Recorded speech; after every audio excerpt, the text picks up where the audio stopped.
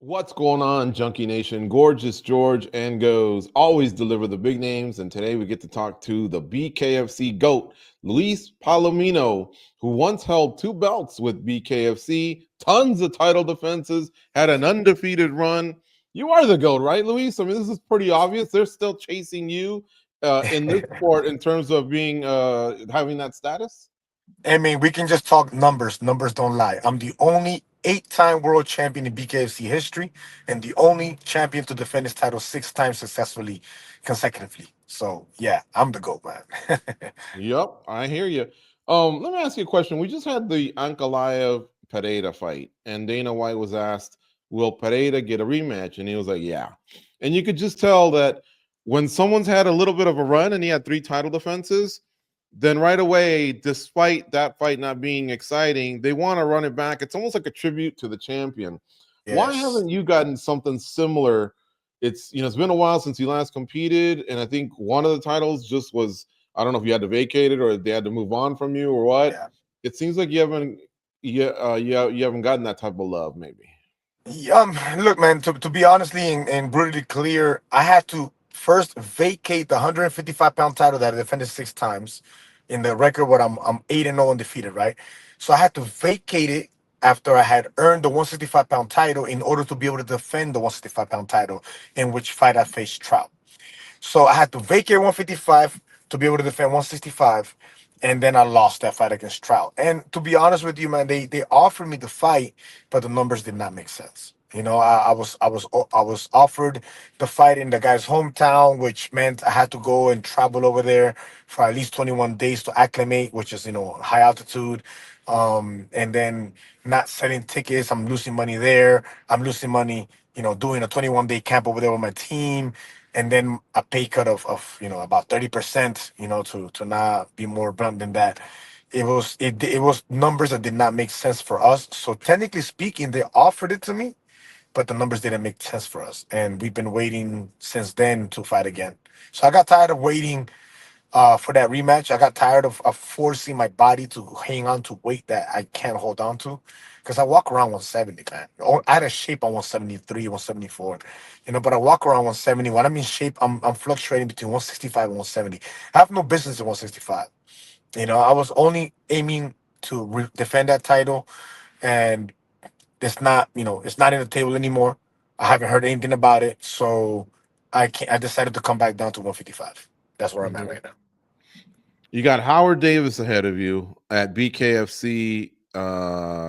What do we got here? BKFC. You got it right here. Sorry. I don't know. It's on March 27th. Howard Davis. And so I wanted to ask you, is this a relation to Howard Davis, the boxer, the 1976 gold medalist, who I think had a son that trained boxers at Yeah, it's ATT? not it's not the Is, same is, guy. is this a No, relation to those guys? no, no, it's not the same guy. It's not the same Oh, okay. guy. All right. Yeah, no, I know there's a lineage, and 76 is one of my favorite Olympic teams. It also had Sugar Ray Leonard, as you know. Yeah, All right, so not that guy.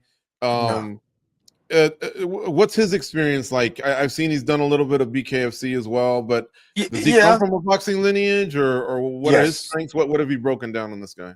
yes. I don't know what his boxing record is, but he comes from boxing. He doesn't come from MMA, so he's Mm, pretty. He has a pretty good pedigree, and the numbers. Like I go with numbers. Look, he's 8-2 in BKFC.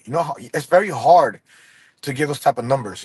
8 wins, 2 losses, and those 2 losses. One of those losses was for the 145-pound title. It was a decision loss, and the other one was also a decision loss against Jimmy Rivera from UFC. You know what I mean? So, he's only lost to top level. He was from what I see, he's like being groomed to be next in line for the 155-pound title. So, me being the king of 155, I say, give me the best. Give me who's supposed to fight next. If I can't go for the title from a loss, because I'm coming from a loss, I can't go for my title, then give me the best. And that's what they gave me. okay. Well, here's another question, and obviously, this is me trying to learn, not trying to be disrespectful. But I know that in following fighters in MMA, when we talk about 155 pounders on down, around the mid 30s, they lose their speed a little Yes. bit. That's why those bigger guys can fight into their 40s because the power's Yes. still there or whatever. you somehow have bucked that trend, and you still out there performing. Like I said, you had a great run, and a lot of it was post 35. What do you attribute that to? Are there some scientific approaches, vestibular balance, exercises that you do that keep you sharp? Man, I would say we start from the beginning. I started fighting at 26, so I started training to fight at the age of 26. So a lot of these fighters that you're referring to is how much fight life do they have, right? How much damage have they absorbed? Like for me, for example, in my MMA career, in my MMA days, the only fight where you see me getting damage was a fight that went viral with Gagey. When Mhm. you see like 11 million views on it. But other than that, I was the Punisher in MMA. Everybody that I fought was running from me or trying to hold on to me and pray to God that I didn't get back from the floor if they took me down. So for one is the age that I started in. I started at 26. And for two, I'm a health freak. Like I'm really about my money, man. I'm really about my sport. You know, I talk about the three demons that nobody really mentions, and I conquer those three demons. Number one, demon number one is how much sex and when you're having it, before a fight in fight camp. Oh yes, that counts. Demon number two, how do you eat, when you eat, and what are you eating? You know what I mean? That I have it under control. I'm very good with my nutrition. And the third one would be how much rest do you get? This is the biggest one right here. How much rest, how much recovery are you doing? So one thing is to push yourself to the limits, which I do because my mind is very strong. But I'm very big on recovery. I'm very big on the ice baths, which I hate. Like you wouldn't believe, my girl can take the cold more than me, but I do it. I do the ice bath, I do the sauna trips, I do the massages, the physical therapies, I do the stretching, I do those little things that put me on the edge above other people. So to answer the question, man, I think it's really just how you treat your body, making sure that you get enough rest and balancing your output of energy, man. Whether it's with your partner in bed or how much work you're putting in and how much work you're doing recovery for afterwards. Well, God bless you and Jose Aldo and Jim Miller, man. Some of you guys have, like I said, have bucked the trend, and I guess that made a lot of sense. Getting your rest and being a professional prize fighter is a lot of things other than what you do in the gym, to stay ready. We're talking to Luis Palomino here, our guest on MMA Junkie Radio, and he's got a BKFC fight coming up on March 27th against Howard Davis. Palomino versus Davis on March 27th. And of course, you can watch on the BKFC app. They are at the Hard Rock Hotel and Casino, so kind of a home game Yes, for sir. Baboon. Goes, what do you have for Luis? Man, Luis, there's I'm gonna right. get well. I'm gonna get to you, but you kind of brought something up that piqued my interest, and you Yeah. brought up the fight with Justin Gagey, and I had to see one of those live, Yeah. and he just fought, he just competed, and he looked pretty good. He's coming back from a KO loss, something that we don't really see very much of him Yes. on the end of. Um, Yes. what did you think of his performance? Like, are you guys kind of tied together? Because we see guys in boxing who have had these epic, sometimes trilogies, and they just become friends later on in life. Do you feel a little tied to him? And what did you think of his performance? And do you think he still has what it takes to possibly win a title? Oh hell yeah! All of the above, man. The dude is super cool. Justin is like super cool dude, man. Super.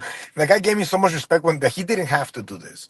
He didn't have to mention my name so many times when he first started like climbing the ladders over there in the UFC. People would ask him, who's the hardest fight you ever had? He would say Palomino. Who's the hardest that ever hit you? Palomino. Like he gave me so much respect, and the respect was always mutual, right? The dude is hardcore, man. And he looked great. I think he looked great in his fight. I think he pushed like that pace that he didn't even have to. Like he was already winning that fight, and he's still pushing. So he's hungry. He's looking good. He knows what he's doing, and I 1,000% think that he has a really good shot at getting that title.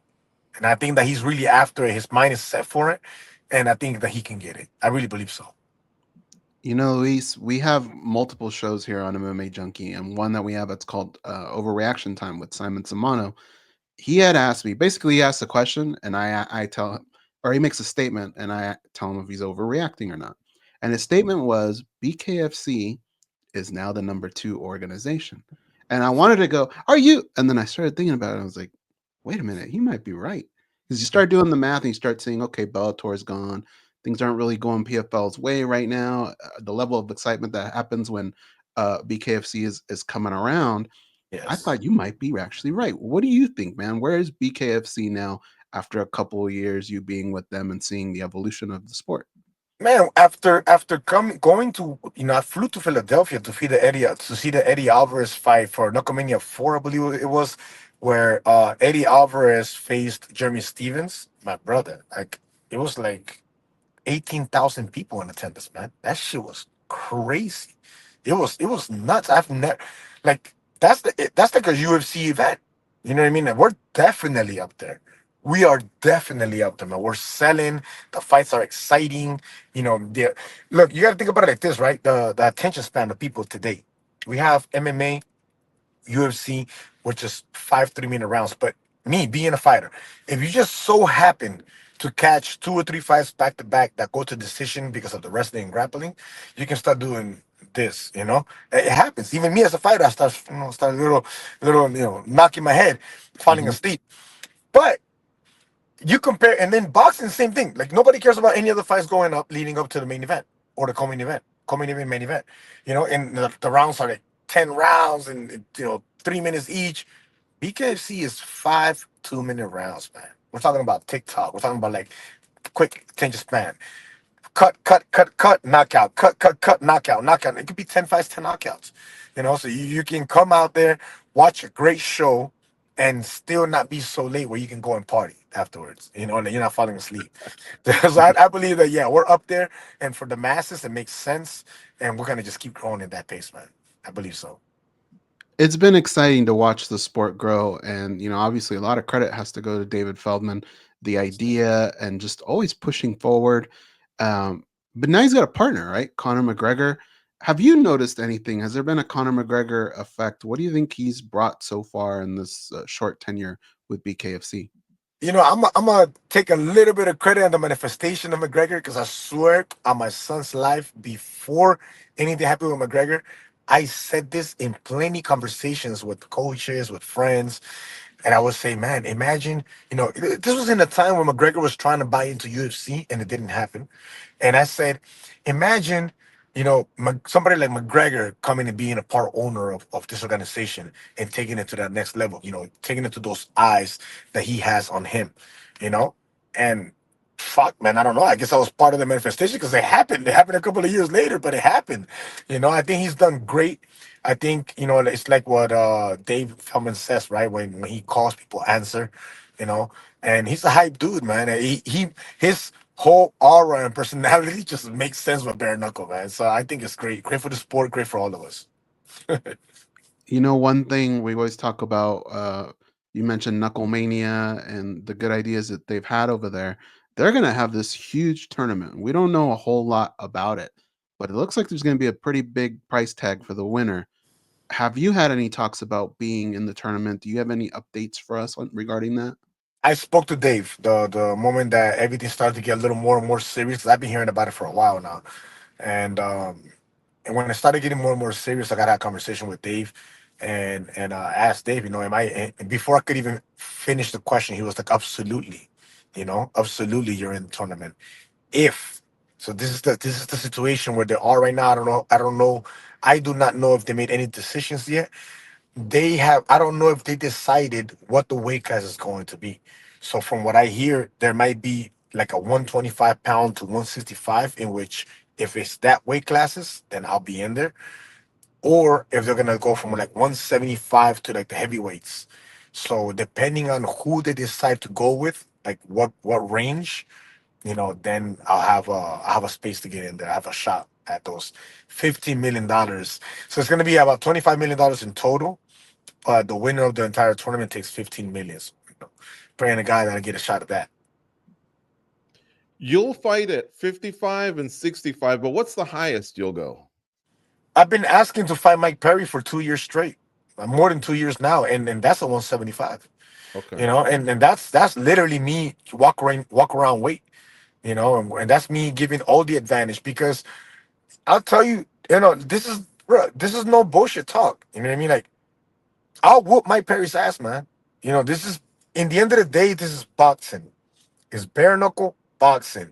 And Mike Perry, bro, we're cool. It's not like I'm gonna find Mike Perry in the street and catch beef. Like, I'm not with that shit, man. I'm too old for that. You know what I mean? Like, but the reality is I believe I am a better boxer than he is. You know what Mhm. I mean? He's like a walking punching bag, man. And you can do that, but if you see the fight with Eddie Alvarez, Eddie Alvarez tagged him up a couple of times, had his legs in a stinky leg, bouncing a little bit, where Eddie Alvarez just gassed out and started standing in one spot and started, getting some of that punishment back, and he quit on him. I'm not gonna quit, and he's not gonna hit me like that. You know what I mean? Like I'm gonna be throwing 3, 4, 5 punch combinations. I'm just not gonna be there for him to do any damage. So I asked for it. And I asked for it, and I asked for it, and I asked for it. Didn't happen for whatever reason. And even when he was gonna fight Eddie Alvarez, I was in the press, and we were pushing to get this fight. And I think it was his management that advised them to just, I'm gonna give him the benefit of the doubt that it wasn't him. I'm sure it wasn't because Mike Perry's not scared of anybody. But it was the management telling don't give him any clout, where he was just like, oh, his answer when they asked him about me, he was like, oh, I believe this is his exact answer. He's like, I believe if I'm gonna fight with somebody, the person has to have a similar amount of following in social media. Like, I have to have enough followers to be able to fight you. Like, okay, bro. That was his answer. And I think it came from his management. Luis, guys like Mike Perry, Eddie Alvarez, even yourself, we've covered in MMA, and they've all gone over and had, success or entertained the fans. And I wanted to ask you, if I give you a few names, and let's just use a blueprint of the fighter comes over, they're done with MMA, and they have to fight 2 fights and then a title fight. You tell me if they can become a champ or not. All right. Okay. So we're not just going to gift them a title shot. They got to fight, a decent contender, a number one contender, and then for the title. Do you think Max Holloway could do it? Oh, hell yeah. Max Holloway would be a show in beer knuckle. Oh my God. Yes. I'd pay to see that. Okay. How For about sure. Justin He Gaethje? has Let's that see dog in him. Gaethje. He has that dog in him. Yes. Justin Definitely. Gaethje, same. 1,000%, but from his own words, the hell no, he's not doing that shit. They asked him if I remember there was a video where they asked him if he would fight me in bare knuckle. He was like, hell no, I'm not doing that shit. Like so, so I don't count him that one. But How he would about be Jake Paul? a wrecking ball in imagine Gagey in bare knuckle, brother. Come on, look at that style.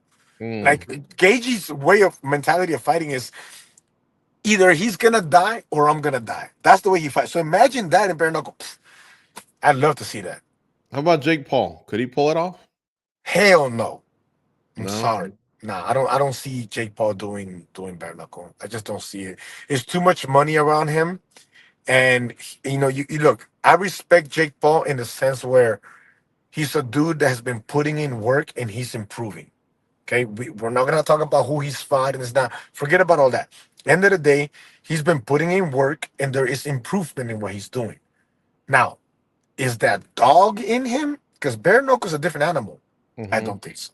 I don't think so. No. Dustin Poirier, Oh yeah, he got that dog in him too.